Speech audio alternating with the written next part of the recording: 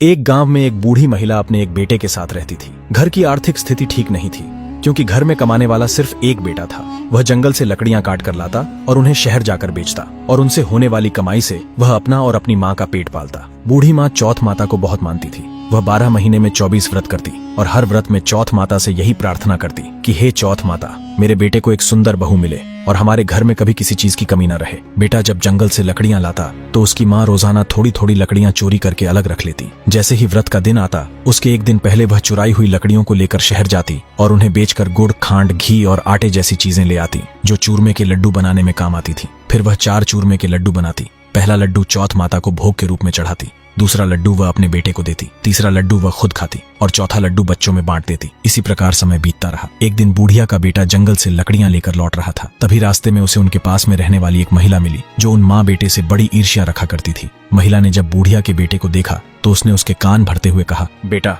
मुझे तुझ पर तरस आ रहा है। तू इतनी मेहनत करके जंगल से लकड़ियां काट कर लाता है और तेरी माँ उन लकड़ियों को चुराकर उनसे मिलने वाले पैसों से चूरमे के लड्डू बनाकर खा जाती है। बूढ़ी औरत के बेटे ने बड़े नम्रतापूर्ण शब्दों में कहा, भले ही मेरी माँ मेरी लाई हुई लकड़ियां चुराती है पर वह चौथ माता के व्रत करती है। पड़ोसन ने बूढ़िया के बेटे को उसकी माँ के लिए भड़काते हुए कहा, तुम बड़े भोले रह गए बेटा, तेरी माँ तो बचपन से ही चटोरी स्वभाव की है। अब तुम्हारी आर्थिक स्थिति ठीक नहीं है। फिर भी वह इस बात का ख्याल न करके हर 15 दिन बाद अपने लिए चूरमे के लड्डू बना लेती है। व्रत तो हम भी करते हैं लेकिन साल में सिर्फ 2 बार। ये बात सुनकर बूढ़िया के लड़के को पड़ोसन की बात सही लगी। वह गुस्से में वहां से चल पड़ा। घर जाकर उसने अपनी माँ से कहा, माँ मुझे आज अपनी पड़ोसन मिली थी। उसने तो मुझे बताया कि वह साल में सिर्फ 2 व्रत करती है जबकि आप एक साल में 24 व्रत करती हो। बूढ़ी माँ ने कहा, बेटा वह तो अपनी अपनी आस्था है, जिसे जितने व्रत होते हैं वह उतने ही करती है। लेकिन बेटे को माँ की एक भी बात समझ नहीं आ रही थी। उसके मन में तो सिर्फ पड़ोसन की कही हुई बातें घूम रही थी। बेटे ने कहा, माँ तुम एक चीज चुन लो, या तो तुम चौथ माता के व्रत कर लो या मुझे घर में रख लो। अगर तुम व्रत करोगी तो मैं यह घर छोड़कर चला जाऊंगा। बूढ़ी माँ ने बड़े नम्र स्वभाव से कहा, बेटा मैं न तो तुझे छोड़ सकती हूँ न चौथ माता के व्रत छोड़ सकती हूँ, लेकिन तू अगर एक पड़ोसन के कहने पर घर छोड़कर जाना चाहता है तो चला जा। बेटे ने माँ की एक न सुनी और कहा, ठीक है मैं जा रहा हूँ। बूढ़ी माँ ने कहा, ठीक है तुझे जाना है तो तू जा, मेरे कहने से तू रुकेगा भी नहीं। बस मेरी एक बात का ध्यान रखना, कभी कोई मुसीबत आए तो चौथ माता को याद कर लेना, वह तेरी रक्षा अवश्य करेंगी क्योंकि मैंने तेरे लिए ही व्रत किए हैं। बेटा गुस्से में वहां से चल पड़ा। चलते चलते वह एक जंगल में पहुंचा। उसके सामने से एक गहरी नदी बह रही थी। वह जैसे ही नदी के अंदर गया, नदी का बहाव उसे डुबाने लगा। वह पूरी तरह घबरा गया। उसे लगा आज तो मेरा मरना तय है। फिर उसे अपनी माँ की कही हुई बात याद आई। उसने अपनी आंखें बंद की और चौथ माता को याद किया, अगर मेरी माँ ने आपके सच्चे मन से व्रत किए हैं तो आप इस नदी को सूखा दो और मेरी जान बचा लो। ये बोलकर जैसे ही उसने आंखें खोली, उसने देखा कि नदी का पानी पूरी तरह सूख चुका है। अब वह बड़े आराम से वहां से निकल गया और आगे की ओर चल पड़ा। अभी वह कुछ ही दूर चला था कि सामने से उसे एक भयानक शेर आता हुआ दिखाई दिया। शेर को देखकर वह एक पेड़ के पीछे छुप गया। शेर चलते चलते थोड़ी ही दूर आया था कि उसे इंसानी महक आने लगी और शेर इधर उधर घूमकर इंसान को ढूंढने लगा। अब बूढ़िया के बेटे ने यह समझ लिया था कि आज तो मेरी मौत आनी पक्की है, पर उसने सोचा एक बार चौथ माता को वापस से याद करता हूँ, शायद मेरी जान बच जाए। यह सोचकर बूढ़िया के बेटे ने पेड़ के पीछे ही अपनी आंखें बंद की और हाथ जोड़कर चौथ माता से यह प्रार्थना की, मुझे इस भूखे शेर से बचाओ। यह कहकर उसने जैसे ही आंखें खोली, उसने देखा कि शेर एक जगह खड़ा होकर कुछ समझने का प्रयास कर रहा है, जैसे वह भूल गया हो कि वह वहां पर क्या कर रहा था। थोड़ी ही देर में शेर बड़ी शांति से वहां से चला गया। बूढ़िया का बेटा पेड़ के पीछे से निकला और आगे की तरफ चल पड़ा। चलते चलते वह एक बड़े से नगर के अंदर पहुंचा। शाम का समय हो चुका था। अब बूढ़िया का बेटा पूरी तरह थक चुका था। उसने आराम करने के लिए एक घर की दीवार का सहारा लिया और बैठ गया। अब उसे अपनी गलतियों का एहसास हो रहा था कि तो मैं अपनी पड़ोसन की बातों में आता और न मुझे यह दिन देखना पड़ता। हाय, मेरी माँ मेरे लिए व्रत रखती और मैं उसे ही बुरा भला बोलकर आ गया। शायद आज इसीलिए मुझे एक वक्त का खाना तक नसीब नहीं हो रहा। मैं इसी के लायक हूँ। बूढ़िया का बेटा यह सोच ही रहा था कि उसे घर के अंदर से एक औरत के सिसक सिसक कर रोने की आवाज सुनाई दी। आवाज सुनकर वह बड़ा हैरान हुआ और उसने घर के अंदर जाकर यह देखने का विचार किया कि अंदर कौन रो रहा है। इस विचार से वह घर के गेट के पास गया और गेट में रही थोड़ी सी जगह से अंदर की ओर देखा। उसने देखा कि एक बूढ़ी महिला पुड़िया बना रही है और साथ ही रो भी रही है। यह देखकर वह और भी हैरान हो गया। उसने अंदर जाकर यह पूछने का निश्चय किया कि वह बूढ़ी औरत क्यों रो रही है। इस विचार से वह घर के अंदर गया।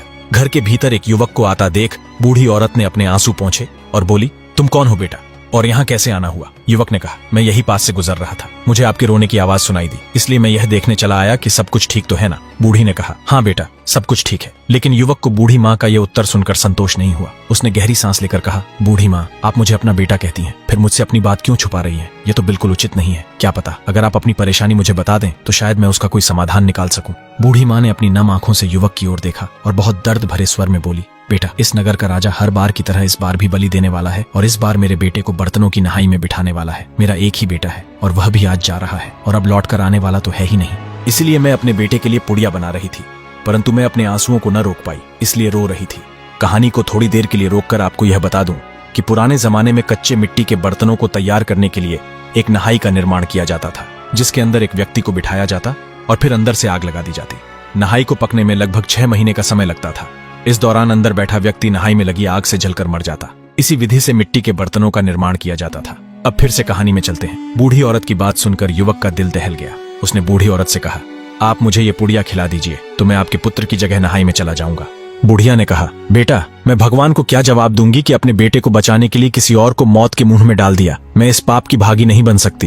बेटा, अगर तुम्हें भूख लगी है तो तुम ऐसी ही पुड़िया खा लो। युवक ने बड़े प्रेम से कहा, बूढ़ी माँ, आपने मुझे अपना बेटा कहा है और फिर भी आप अपने बेटे और मुझ में फर्क कर रही हैं। आप ही बताइए कि कोई भाई ऐसा होता है जो ये चाहे कि उसके जिंदा रहते उसके भाई को कोई आंच आए। इसलिए मैं अपने भाई होने का धर्म निभा रहा हूँ और आप भी अपना माँ होने का धर्म निभाइए। यह सुनकर बुढ़िया की आंखें भर आईं। उसने कहा, ठीक है बेटा, आओ पुड़िया खा लो। फिर बुढ़िया ने अपने बेटे के साथ उसको खाना खाने के लिए बिठा दिया। खाना खाकर युवक घर के बाहर जाकर चारपाई पर सो गया। जैसे ही सुबह की पहली किरण निकली, राजा के सैनिक बुढ़िया के घर के पास आकर खड़े हो गए और चारपाई पर सोए युवक को बुढ़िया का बेटा समझकर अपने साथ ले गए। नगर के बीच बनी नहाई के अंदर उस युवक को बिठाया गया। फिर सैनिकों ने उस नहाई के ऊपर बने छेद से नहाई के अंदर आग लगा दी। आग लगते ही बुढ़िया का बेटा अपने हाथ जोड़कर चौथ माता को याद करने लगा। थोड़ी ही देर में बुढ़िया के बेटे के चारों तरफ हरे पौधे उगाए और अंदर की आग बुझ गई। बुढ़िया का बेटा अब किसी चीज से अनजान था, वह तो बस चौथ माता की भक्ति में लीन था। इसी प्रकार 3 दिन बीत गए और 6 महीने में तैयार होने वाली नहाई 3 दिन में तैयार हो गई। गांव के लोगों ने जब यह देखा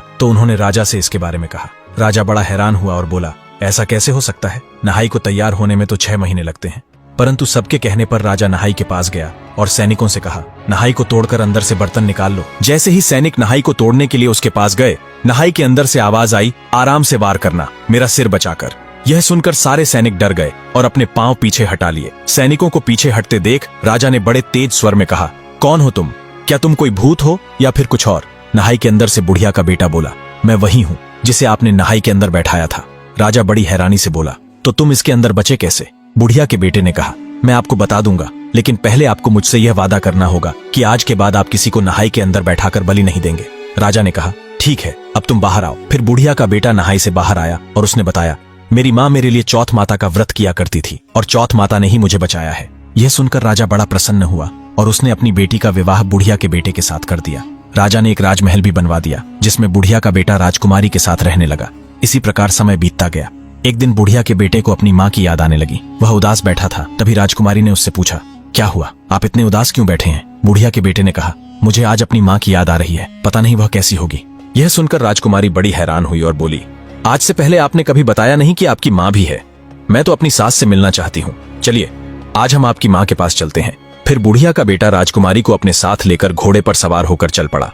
जब नगर के अंदर पहुंचा तो बुढ़िया की पड़ोसन ने उससे कहा, आज तुम्हारा बेटा आ रहा है। बुढ़िया को पड़ोसन की बात पर भरोसा नहीं हुआ। उसने झोपड़ी के ऊपर चढ़कर देखा तो उसे अपना बेटा एक घोड़े पर सवार होकर एक सुंदर राजकुमारी के साथ आता हुआ दिखाई दिया। ये देखकर बुढ़िया अपने बेटे बहू के सामने दौड़ी चली आई। माँ को देखकर बेटे और बहू ने घोड़े से उतरकर उसके पैर छुए और अपने घर की तरफ चल पड़े। जैसे ही वे घर पहुंचे, कच्ची लकड़ियों से बनी झोपड़ी सोने की झोपड़ी में परिवर्तित हो गई। अब सब बड़े प्रेम से रहने लगे। तो दोस्तों, अगर आपको यह कहानी अच्छी लगी तो लाइक करके कमेंट में जय चौथ माता जरूर लिखें और चौथ माता की कृपा आप पर बनी रहे।